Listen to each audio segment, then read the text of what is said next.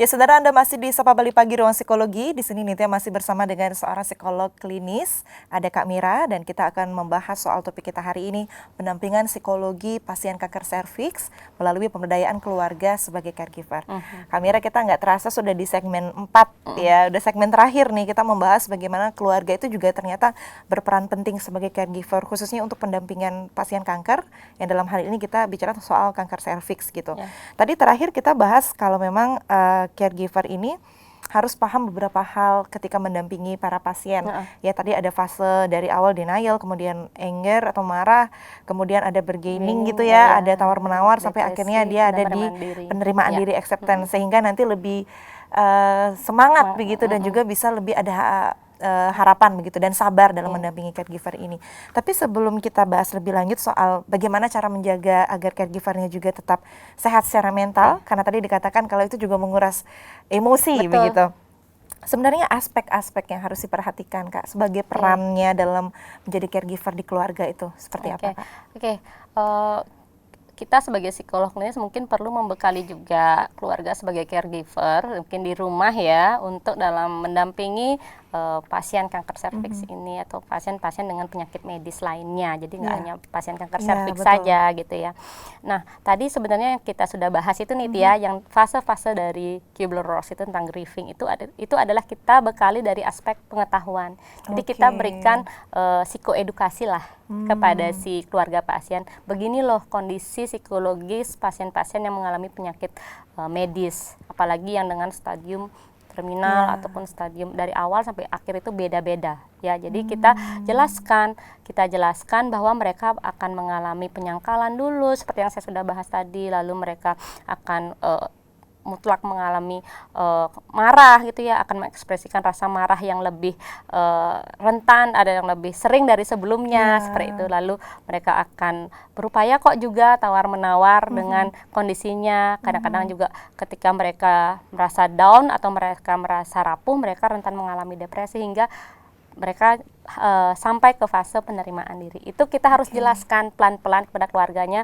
Kita harus bisa dampingi mereka melalui fase-fase itu. Dengan apa? Dengan memberikan informasi-informasi yang relevan, informasi yang sesuai ya dengan kondisinya, jadi berkonsultasi dengan tenaga kesehatan dan memberikan emotional support itu sangat penting sekali. Karena memberikan dukungan emosional itu sangat dibutuhkan bagi pasien-pasien yang mengalami masalah-masalah emosi yang patologis. Jadi mereka rentan mengalami cemas, depresi itu kan dari emosinya juga. Seperti itu. Nah, ada lagi nih Tia dari aspek sikap. Aspek sikapnya. Jadi aspek sikap itu bagaimana sih kita bersikap terhadap mereka.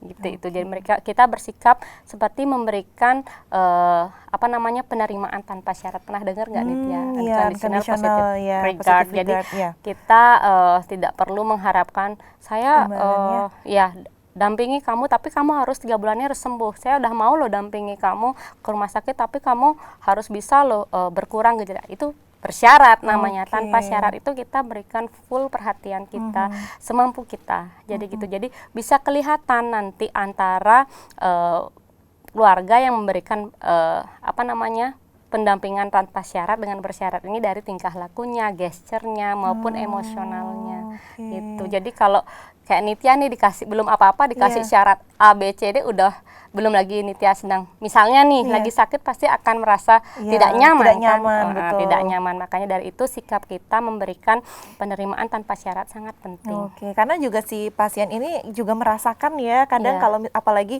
kadang yang kita sudah dengan positif pun dia masih suka nggak enak begitu, apalagi kalau kita melakukannya tidak dengan sikap yang unconditional positive regard itu. Jadi mereka akan merasa terbebani dengan tuntutan-tuntutan yang secara tidak langsung diberikan pada diri mereka sendiri gitu. Jadi misalnya kalau mereka merasa sudah merepotkan orang lain, tapi ada tuntutan atau tantangan harus sembuh dalam kurun waktu seperti ini ataupun kamu harus bisa membalikan biaya. Nah, itu kan sudah menjadi iya. beban tersendiri Betul, juga, jadi betul. menambah beban yang ada, si pasien malah tambah sakit. Iya, tambah sakit Gitu. karena psikologisnya juga dia tidak Betul. stabil begitu ya, ditambah stresnya. Jadi itu Iya. wah ternyata memang itu beberapa hal yang harus Iya, diperhatikan. yang harus juga diketahui oleh si keluarga Oke. sebagai caregiver. Yang terakhir aspeknya adalah keterampilan mendengar Oke. aktif. Jadi Mendengar aktif. iya, mendengar aktif. Mendengar aktif ini jadi kita tidak hanya untuk mengetahui apa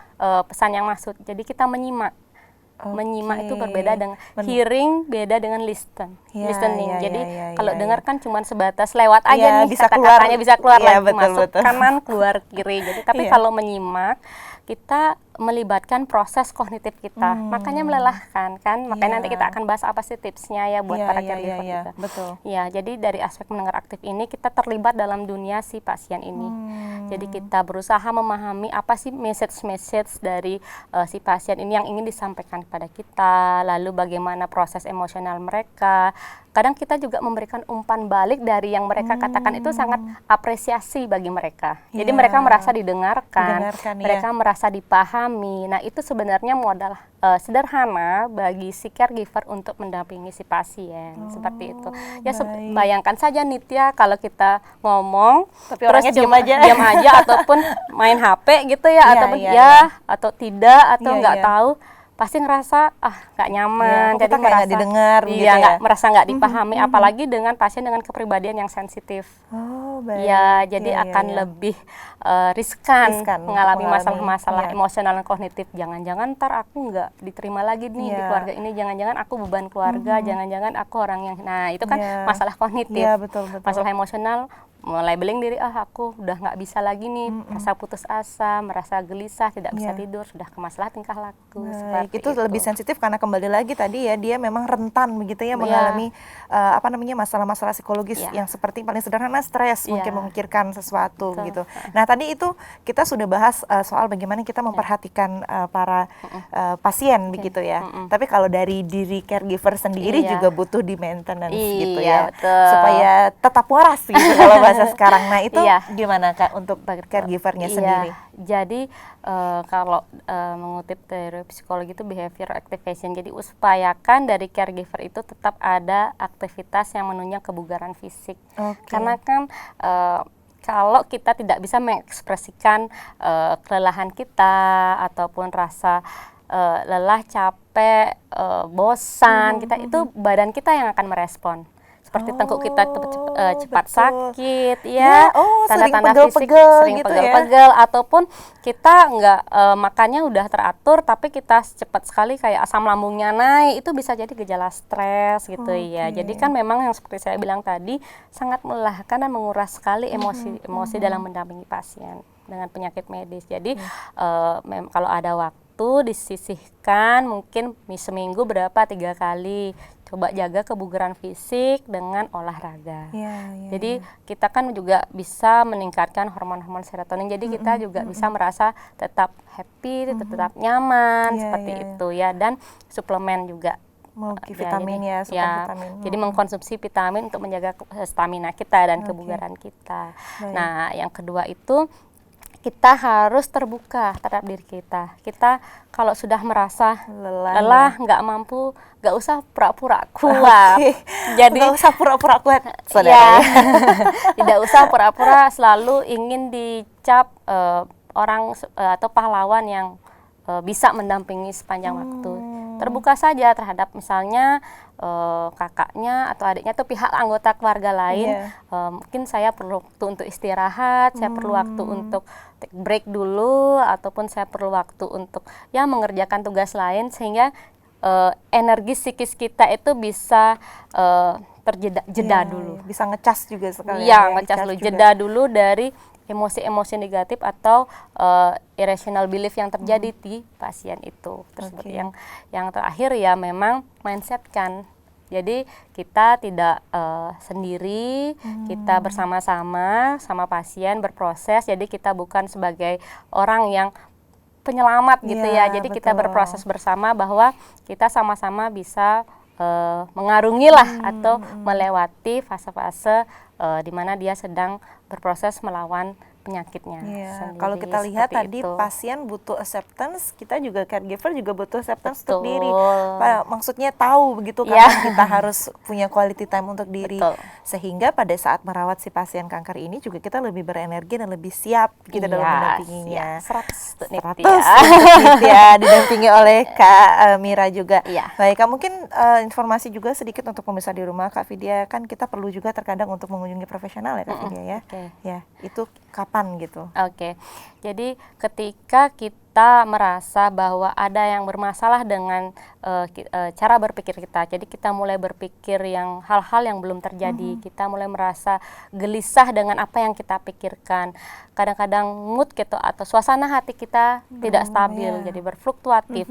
Kadang-kadang kita bisa merasa senang sekali ataupun kita merasa sedih sekali, ya. ataupun ada perubahan tingkah laku yang signifikan yang biasanya terbuka sekarang menjauhi diri dari lingkungan. Itu jangan ragu dan jangan takut atau ya di stigma bahwa kita ini adalah orang yang gak waras. Bukan, justru Iya. kita tetap berkonsultasi mencari profesional yang bisa mendampingi kita dalam memecahkan apa yang sedang kita rasakan, yang sedang kita pikirkan, dan ataupun gejala-gejala psikologis yang mungkin memang kita sudah miliki punya, gitu. ya. Jadi sama kayak orang yang memang sedang flu, sedang batuk, ya memang perlu obat. Kita juga perlu seperti rasa pereda nyeri kita dari berkonsultasi. Iya.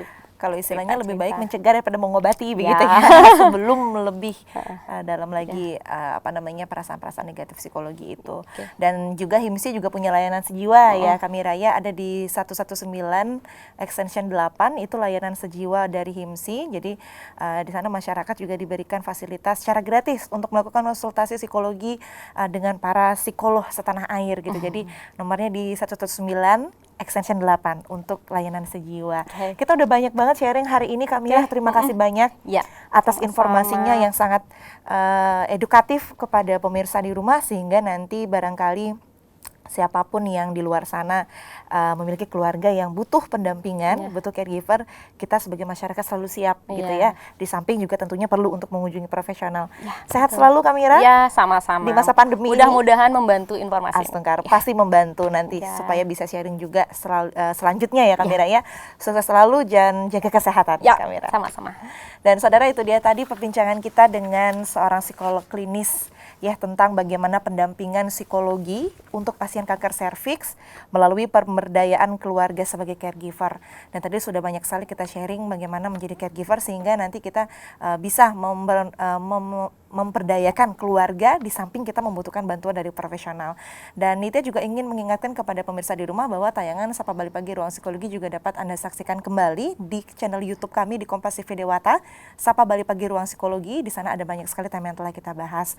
Dan jangan lupa untuk follow Instagram kami di Kompas TV Dewata, Facebook kami di Kompas TV Dewata, dan juga subscribe channel YouTube kami di Kompas TV Dewata. Saya Dewi Nitya mewakili kru yang bertugas mengucapkan terima kasih atas perhatian dan juga kebersamaan Anda. Jangan lupa pesan Ibu, laksanakan 3M, gunakan masker, menjaga jarak, dan tetap mencuci tangan. Om Santi Santi Santi Om. Santi. Thank you Kak. Yes.